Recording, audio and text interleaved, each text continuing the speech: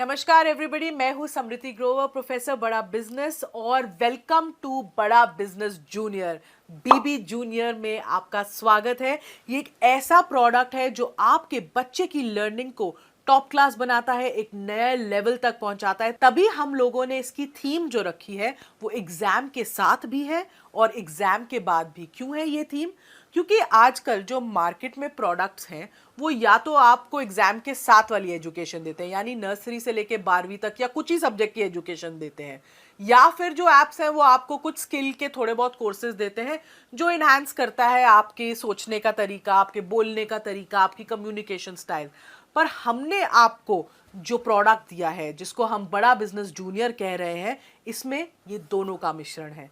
तो आपको स्कूल की एजुकेशन जो बहुत इंपॉर्टेंट है, हम उसको भी आपको एक बड़े ही इंगेजिंग और इंटरैक्टिव तरीके से समझाएंगे, और जो स्कूल के बाद की एजुकेशन होती है उसको भी हम बहुत ही अच्छे तरीके से, ऐसी स्किल्स हम बच्चे में डेवलप करना चाहते हैं कि आगे चलकर वो कंपटीशन को फेस कर सके, भीड़ में पीछे ना रह जाए, हर चीज में आगे रहे, अपना जो उसको अपनी बात रखना आए। ये बहुत इंपॉर्टेंट है क्योंकि अब दुनिया बदल रही है। पढ़ाई के साथ साथ ये स्किल्स, फ्यूचर रेडी स्किल्स होना भी बहुत जरूरी है।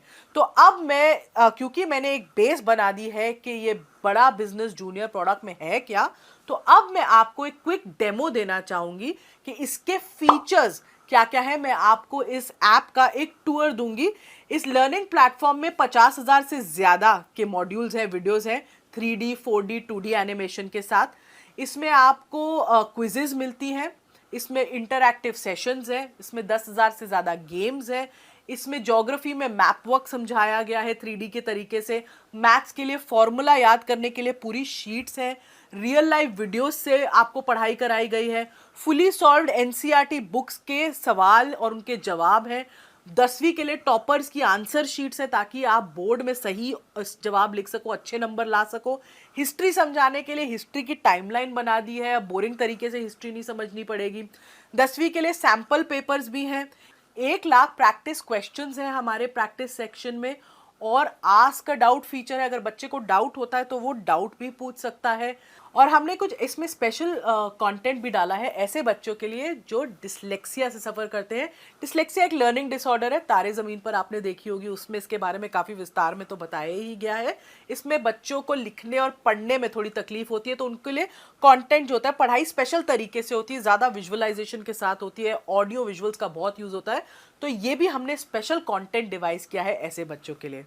अब इस ऐप की एक खासियत है कि आप हमारा कंटेंट ऑनलाइन भी देख सकते हो और ऑफलाइन भी देख सकते हो, दोनों मोड्स में देख सकते हो।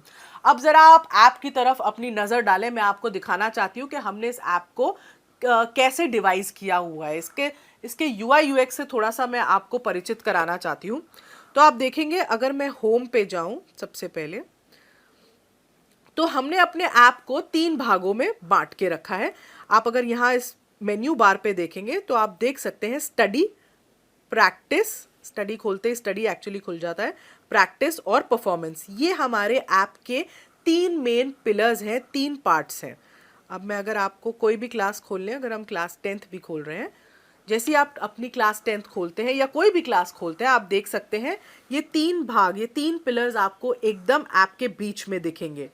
स्टडी जो पार्ट है, जो स्टडी वाला सेक्शन है, इसमें सब कुछ जो आपकी पढ़ाई से रिलेटेड है आपको मिलेगा। इसमें हाई क्वालिटी एनिमेटेड कंटेंट है और सारे बाकी के फीचर्स हैं, जैसे जो मैंने आपको बताया, जिसमें क्विजेज हैं, इंटरैक्टिव गेम्स हैं, वर्कशीट्स हैं, कहीं कहीं फॉर्मूला मास्टर है। तो ये जो सारी चीज़ें हैं ये आपको स्टडी सेक्शन में मिलती हैं। स्टडी सेक्शन में आपको सिर्फ एक चीज़ करनी है, आपको मेन्यू से जब आप अपना क्लास चूज़ करते हैं, आप किसी भी जब सब्जेक्ट में जाएं, आपको अपना बोर्ड चूज़ करना है और अपनी किताब चूज़ करनी है उस बोर्ड की जो आप पढ़ते हैं उस सब्जेक्ट के लिए। जैसे यहाँ पे मैं बोर्ड सीबीएसई चूज़ कर रही हूँ। हमारे पास सीबीएसई, आईसीएसई और 15 ऐसे स्टेट बोर्ड्स का कंटेंट है, तो जो बोर्ड आप पढ़ते हैं, जिस बोर्ड से आप पढ़ते हैं, आप वो सेलेक्ट कर सकते हैं। और हमने कम से कम 3,000 से ज़्यादा पब्लिशर्स की किताबें इसमें मैप करी हुई हैं। तो डेफिनेटली आपका जो भी कंटेंट है जो आप पढ़ रहे हैं आपको इसमें मिलेगा ही मिलेगा। इनफैक्ट उससे कई ज़्यादा मिलेगा अगर आप देखना चाहें कि दूसरे पब्लिशर्स ने क्या चैप्टर्स डाले हैं आपके सब्जेक्ट में। अभी जैसे मैंने डिफ़ॉल्ट ही यूज़ करा हुआ है यहाँ पे। तो ये तो हो गए आपका स्टडी का पार्ट। जब स्टडी के पार्ट से अगर हम पीछे जाएं तो अगला पार्ट जो है वो आता है प्रैक्टिस का पार्ट।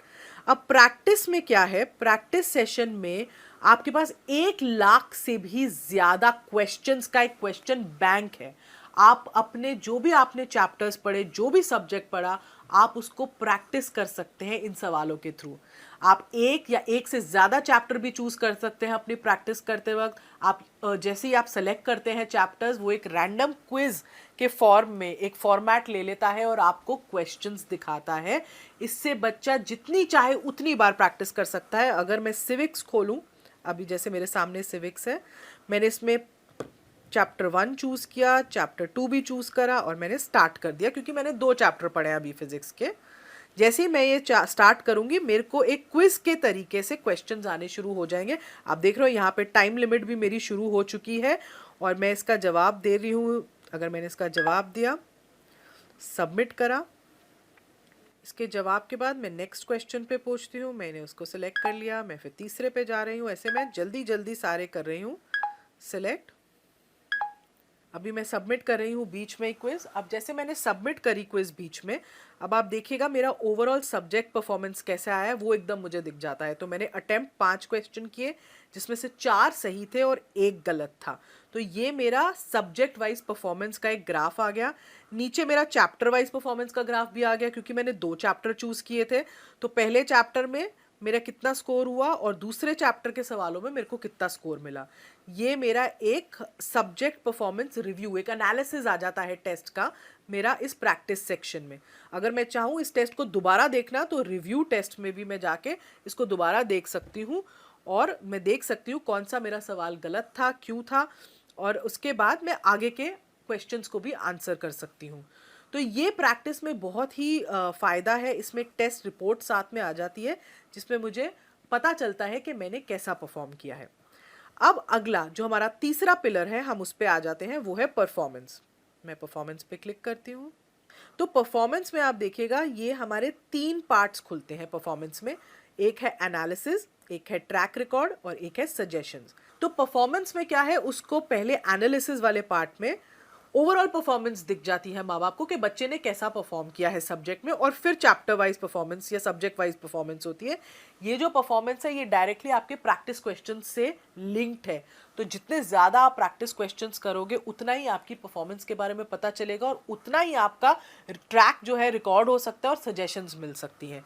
तो जैसे मैंने पहले दिखाया था, ये मेरी परफॉर्मेंस थी। मैंने जितने क्वेश्चन सिविक्स में अटेम्प्ट किए, ये मेरी सब्जेक्ट वाइज परफॉर्मेंस है सिविक्स की। अब मुझे अगर ट्रैक रिकॉर्ड देखना है, ये मेरे हर टेस्ट की रिपोर्ट देता है। बेसिकली बच्चे ने जो भी टेस्ट दिया होगा वो माँ बाप को दिखेगा कि बच्चे ने वो टेस्ट कब दिया है, डेट, टाइम, उस सब कितने मार्क्स उसको मिले हैं।